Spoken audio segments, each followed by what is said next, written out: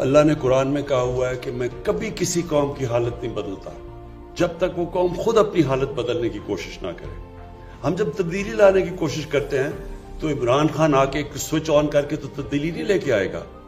قوم کا ذہن بدلتا ہے. ہم اس طرح کی زندگی نہیں گزارنا چاہتے.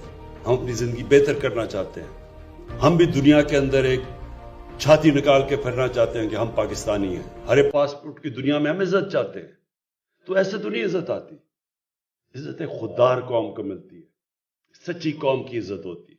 ملیشیا اور انڈونیشیا میں جب لوگوں نے اسلام قبول کیا تو وہاں کوئی مسلمان فوج تو نہیں گئی تھی. مسلمانوں نے فتح تو نہیں کیا تھا انڈونیشیا اور ملیشیا. جو مسلمان تاجروں کا کیریکٹر دیکھا لوگوں نے اتنے متاثر ہوئے کہ اس سے وہ لوگ مسلمان ہو گئے.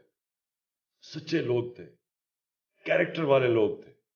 کوئی بددیانتداری نہیں کرتے تھے اپنے لوگوں سے. لوگ ریسپیکٹ کرتے تھے. امانت دار لوگ تھے. اس لیے لوگ ان کو متاثر ہو کے ان کی طرف آئے. تو ہم پاکستان میں ریئلائز نہیں کرتے کہ اللہ نے اس زمین کو کیا کیا نعمتیں بخشی.